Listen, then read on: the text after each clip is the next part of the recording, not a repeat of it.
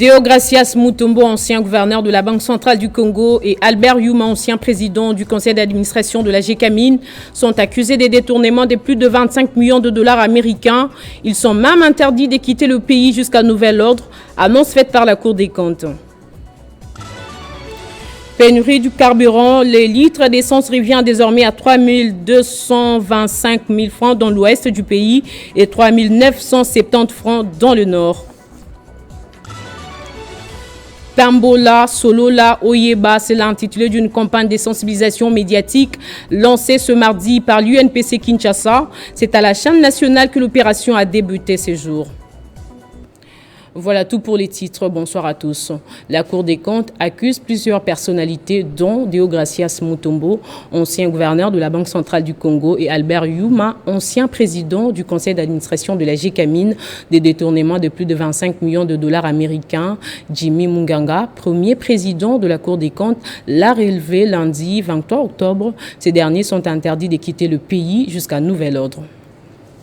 La décision est du premier président de la Cour des comptes, Jimmy Munganga, qui enjoint la Direction générale des migrations des GEM de veiller à ce que l'ancien gouverneur de la Banque centrale du Congo, Deogracias Mutombo, les anciens directeurs généraux et présidents du conseil d'administration de la Gécamine, Jacques Kamenga et Albert Yuma, les directeurs de la BCC, Guy Okende Ngonga et Freddy Muganzabeya, et les directeurs à la Robank, Antoine Kiala Ndombele, ne sortent du pays. Ils sont impliqués dans la disparition de plus de 25 500 000 dollars américains, dont 15 millions de la Gécamine et 10 500 000 du Trésor public. En effet, sur base du rapport d'audit de l'Inspection générale des finances IGF sur la gestion de la Banque centrale du Congo BCC allant de la période du 1er janvier 2018 au 31 juin 2020 lui déposé, la Cour des comptes a diligenté à son tour une enquête.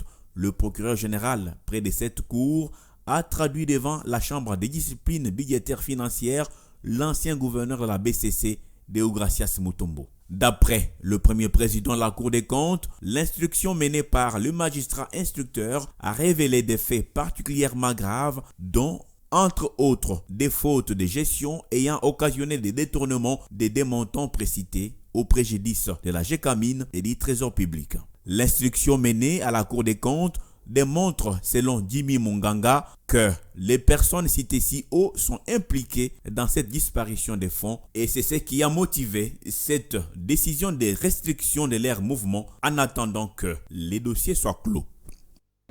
Et au sujet de la pénurie de carburant, d'après les constats faits par notre rédaction, l'arrêté ministériel portant fixation des prix des carburants terrestres dans la zone sud-ouest, les litres d'essence revient désormais à 3 225 francs dans l'ouest et 3 970 francs dans le nord. La promesse faite par le ministre de l'économie nationale, Vital Kamerhe, lors de son passage à Lubumbashi il y a 3 semaines, rassurant disposer au 15 octobre des moyens provenant des banques pour payer les manques à gagner aux pétroliers en vue de maintenir la stabilité du prix du litre à la pompe, ne s'est pas finalement concrétisée. Pendant que dans l'est et l'ouest du pays, la menace des grèves brandie par les pétroliers a fait grimper le prix du litre d'essence chez les revendeurs allant jusqu'à 9 000 francs congolais. Le ministre de l'économie vient de publier une série d'arrêtés fixant des nouvelles tarifications pour les litres à la pompe. Dans la zone sud et ouest, notamment la ville-province de Kinshasa, il faut désormais débourser 3 225 francs congolais par litre et pour la zone nord, le litre revient à 3 970 francs congolais. Cette nouvelle tarification a pour conséquence la hausse du prix des transports en commun. Ces nouveaux arrêtés pourront-ils finalement calmer la menace des pétroliers? Wait and see, disent les Anglais. Lancement ce mardi par le vice-premier ministre en charge de l'économie nationale des travaux de l'atelier d'élaboration du plan d'action opérationnel du Fonds de régulation économique 2023-2024. En croit Vital Kamerhe, l'objectif est de définir tous les ingrédients nécessaires pour assurer la mise en œuvre efficace du FOREC en vue d'établir les équilibres sur les marchés. Le go de ces assises a été donné par le vice-premier ministre en charge de l'économie nationale en présence de la vice-ministre aux hydrocarbures et du vice-gouverneur de la Banque centrale du Congo. Vital Kamerhe est revenu sur le rôle du Fonds des régulations économiques qui est celui d'anticiper et d'intervenir de manière conjoncturelle sur le marché en identifiant les produits en situation de pénurie prolongée et sur le prix des produits qui connaissent une variation. Le patron de l'économie nationale dit attendre beaucoup des participants à ces travaux. La cérémonie de séjour qui consiste à définir le plan d'action opérationnel du FOREC, exercice 2023-2024, marque un moment décisif dans le processus de stabilisation des prix. Ce plan permettra de mieux préciser des objectifs, de définir les différentes activités, leur chronogramme d'exécution et estimera aussi le niveau des ressources dont le FOREC aura besoin pour cette période. Nous attendons donc de cet atelier tous les ingrédients nécessaires pour assurer la mise en œuvre efficace des FOREC. Pour le VPM de l'économie nationale, la réactivation du FOREC rencontre la vision du président de la République, Félix Antoine Tshisekedi, qui consiste à réduire la dépendance de notre économie vis-à-vis de l'extérieur.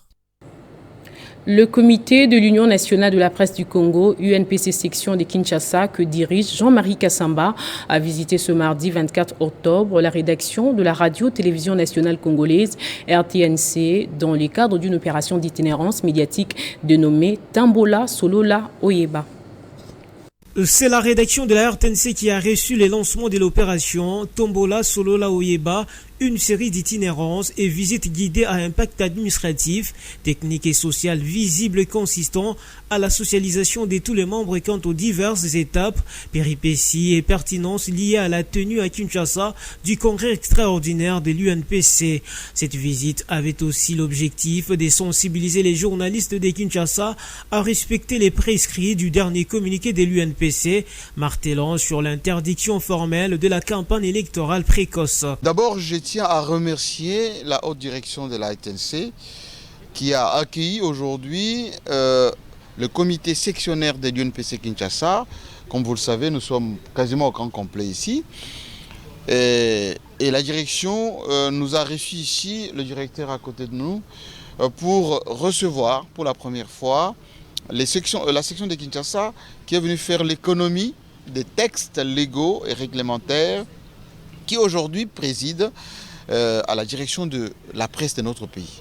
L'UNPC, qui est le cadre fédérateur de tous les journalistes de la RDC, a désormais de nouveaux textes sur base de la nouvelle loi Mouyaya, prépare en ce moment le prochain congrès extraordinaire qui va permettre à notre métier de définir les textes légaux, les conditions d'accès à ces métiers, mais aussi la manière de régir. Accompagné de son comité, Jean-Marie Kassamba a été chaleureusement accueilli par les journalistes membres de cette rédaction avec qui il a eu des échanges francs et directs. Le directeur des informations, Oscar Mbalkaïch, n'a pas pu cacher sa joie, celle de recevoir l'UNPC Kinshasa dans ses murs. Grand de notre joie de recevoir la section de l'UNPC Kinshasa que dirige Jean-Marie Kassamba.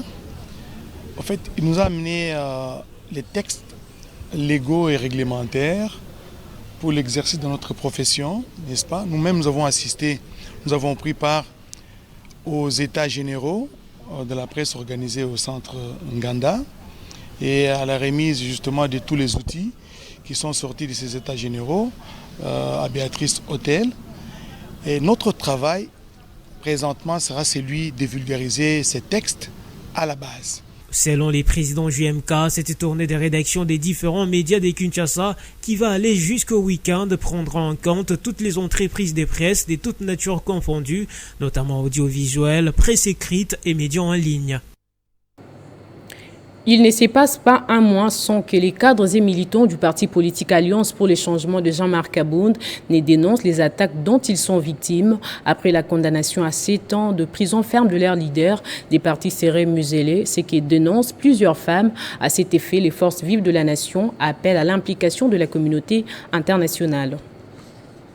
C'est la énième attaque contre le siège du parti politique de Jean-Marc Abound à Limete. La permanence de l'Alliance pour le changement a été vandalisée. Les responsables du parti de l'ex-chef UDPS accusent le membre des Forces du Progrès. Nous, les femmes de l'Alliance pour le changement, réunies au sein de la Ligue des femmes, tenons le monde entier et la République démocratique du Congo en alerte pour dénoncer ces jours à la face du monde le niveau de la barbarie sans précédent en plein centre de la capitale de notre pays. En effet, c'est pour une énième fois que le siège de notre cher parti Alliance pour le changement soit attaqué de jour comme de nuit par une milice de l'UDPS appelée Force du Progrès. Bien qu'en prison, Jean-Marc Abound subit la fureur de ses anciens compagnons de lutte. Après sa condamnation à 7 ans de prison ferme, l'ancien vice-président de l'Assemblée nationale paye les prix d'avoir retourné les armes contre son ancien parti. Des épisodes malheureux se succèdent. Le siège de son parti vandalisé, c'est que dénoncent les femmes. Des inconnus munis des armes blanches ont débarqué au siège de l'Alliance pour le changement. Ils ont mis le feu sous le bâtiment. Dans les clichés publiés par le leadership du parti de Abound pour dénoncer les actes de barbarie de la jeunesse utilisés. Dans les Hauts-Katanga, Democracy Reporting International organise avec l'appui de la coopération allemande GIZ depuis ce mardi 24 octobre une session de formation des femmes sur les processus électoraux, surtout sur les scrutins locaux en République démocratique du Congo. Un atelier a été organisé dans le but de renforcer leurs capacités politiques pour les élections locales de décembre prochain.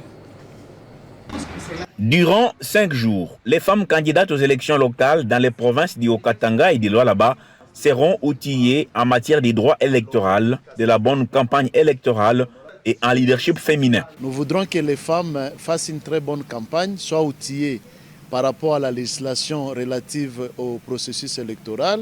À l'ouverture de cette session de formation organisée par l'ONG Democracy Reporting International, DRI, avec l'appui de la coopération allemande pour le développement GIZ, Noël Kabeya, coordinateur du projet chez DRI, a précisé que cet atelier vise principalement le renforcement des capacités des femmes candidates aux élections locales dans le but de les booster pour qu'elles soient élues nombreuses au niveau local. Nous organisons cette session de formation pour renforcer les compétences des femmes candidates aux élections locales dans 4 provinces de la République afin de booster la participation politique de la femme en perspective des échéances électorales qui arrivent, de telle manière qu'il y ait beaucoup de femmes élues dans les instances de prise de décision et dans les organes des ETD.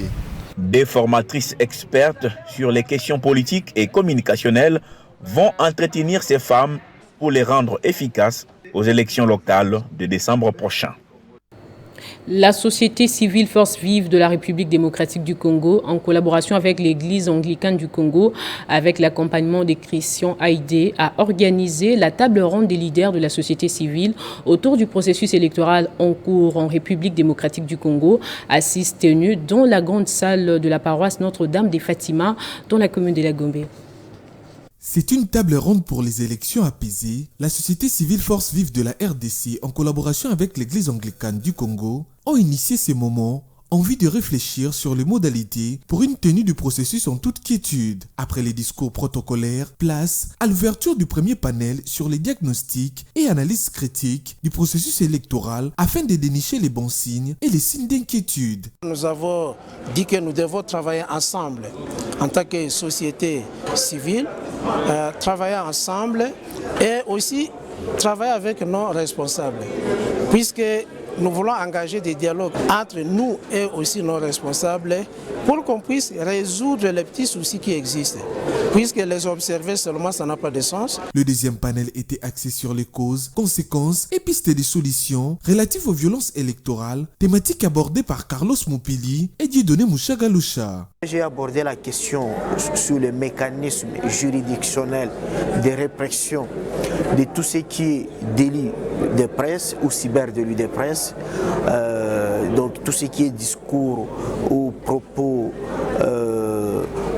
appelant à la désobéissance civile ou bien appelant à des crimes ou appel à la haine. Et mon collègue Mouchagaloucha, lui, il a abordé les mécanismes non juridictionnels. Donc, qu'est-ce qu'on doit faire en tant que société civile pour prévenir le cas de violences électorales. Occasion également pour les participants de donner les pistes des solutions en vue d'une tenue des élections apaisées. Plusieurs recommandations ont été formulées, notamment l'amélioration de la communication de la CENI, consolider les cadres de concertation à chaque étape avec les parties prenantes. Et on termine avec l'Église évangélique internationale Front Square en République démocratique du Congo qui joint sa voix à celle des autres pour dénoncer la situation qui traverse les pays en pleine période électorale. Elle invite les autorités congolaises et religieuses à privilégier la culture de l'amour, la paix et la justice. Nous, bergers des brebis du Seigneur et membres de l'Église évangélique internationale Front Square de la RDC, faisons la déclaration suivante, appelant les leaders des puissances mondiales, les décideurs du monde, les autorités de notre pays, les acteurs politiques congolais, les leaders des confessions religieuses et des églises de la RDC à privilégier la culture de l'amour, de la paix, de la justice et de l'unité aux fins de prévenir et d'éviter des situations susmentionnées. À la communauté internationale, nous, Église évangélique internationale Foursquare de la RDC, vous demandons à regarder avec des yeux compatissants la longue épreuve, la succession de souffrances, indicibles et humiliations imposées aux Congolais à travers des guerres. Nous bénissons la vision du chef de l'État relative à la gratuité scolaire et au développement à la base dans les 145 entités territoriales décentralisées.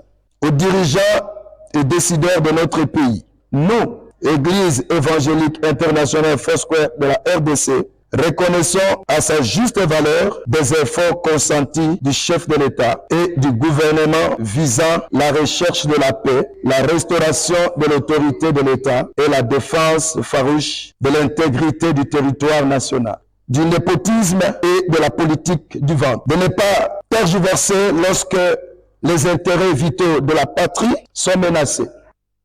Là, à présent, on rappelle les titres. Deogracias Mutombo, ancien gouverneur de la Banque centrale du Congo, et Albert Youma, ancien président du conseil d'administration de la Gécamine, sont accusés des détournements de plus de 25 millions de dollars américains. Ils sont même interdits de quitter le pays jusqu'à nouvel ordre, annonce faite par la Cour des comptes. Pénurie de carburant, les litres d'essence revient désormais à 3 225 francs dans l'ouest du pays et 3 970 francs dans le nord. Tombola, Solola, Oyeba, c'est l'intitulé d'une campagne de sensibilisation médiatique lancée ce mardi par l'UNPC Kinshasa. C'est à la chaîne nationale que l'opération a débuté ces jours. C'est la fin de cette édition. Merci à vous tous de l'avoir suivi et bonne étude des programmes sur Télé 50.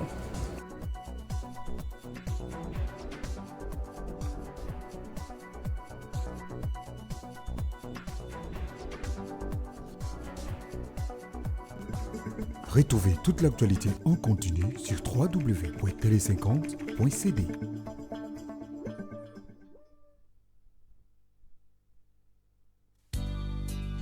Monsieur John Ayebiandi, ses enfants et petits-enfants, ses beaux-fils et belles-filles, Maman Marthe Kassalou Tshisekedi et ses frères et sœurs, leurs enfants ainsi que leurs petits-enfants, son Excellence Monsieur Félix-Antoine Tshisekedi Tshilombo, président de la République, chef de l'État, Monsieur Antoine Alphonse Kaïssou Vouelou, au cadre à la maison civile du chef de l'État, ont la profonde douleur d'annoncer la mort inopinée de leur épouse, mère, grand-mère, belle-mère, nièce, cousine, belle-sœur, tante et sœur, Madame Thérèse Bilonda Chibouyi, décès survenu le vendredi 13 octobre 2023. Le programme des obsèques se présente comme suit. Ce mercredi 25 octobre à partir de 18h30, veillée mortuaire à l'espace Villanova au croisement des avenues Prince des Lièges et Chaoumba. Jeudi 26 octobre de 9h juste à 12h juste, esplanade de l'hôpital du Cinquantenaire, recueillement, prédication, hommage et dépôt des gerbes des fleurs.